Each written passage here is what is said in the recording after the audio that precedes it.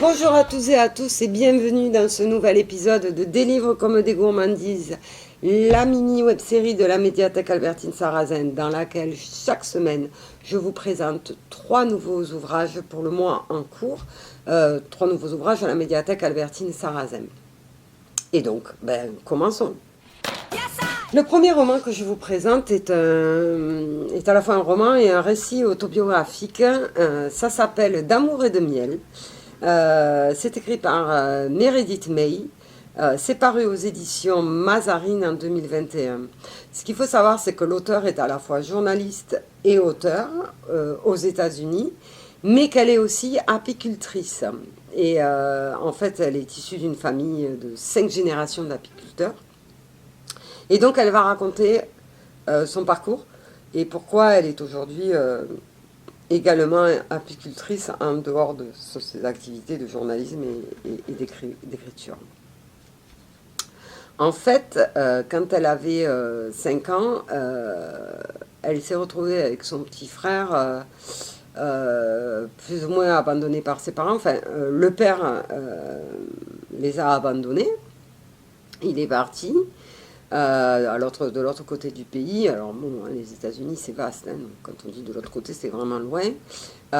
Et puis leur mère, très très affectée par cet abandon, a, a pris ses enfants et est partie à Big Sur vivre chez ses parents.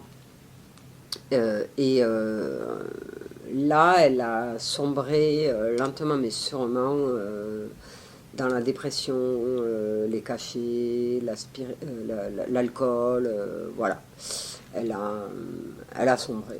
Et donc, Meredith et son petit frère se sont retrouvés un petit peu seuls, mais heureusement, il y avait ses grands-parents et surtout ce grand-père.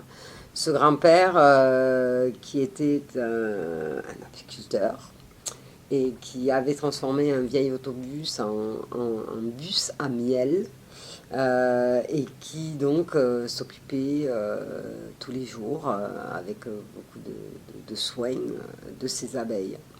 Et Meredith va pénétrer dans cet univers et elle va y puiser énormément de choses en fait au contact elle va apprendre énormément de choses au contact de ses abeilles, de son grand-père aussi,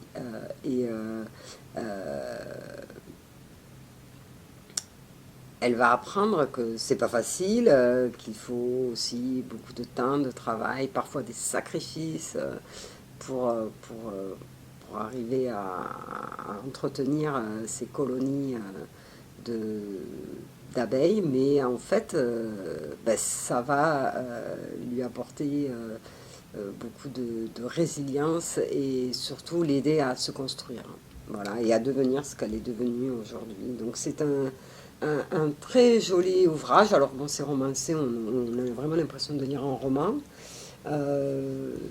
C'est une très belle histoire en fait, très très bien racontée. C'est une bonne auteure.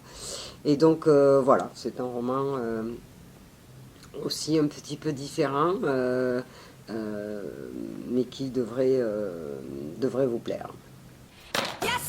Le deuxième livre que je vous propose aujourd'hui est lui, par contre, une biographie.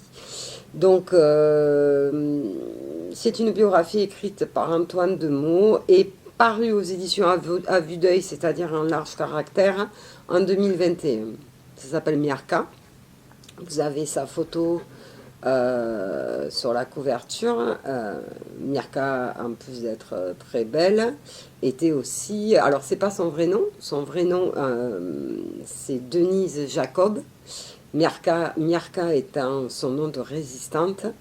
Et peut-être vous avez, en voyant la photo, vous vous en doutez un peu. En fait, elle est l'une des 2 sœurs de Simone Veil. Donc, les 3 sœurs ont pu se retrouver après la guerre, mais pas les parents qui sont morts dans les camps. Les 3 sœurs ont été également déportées.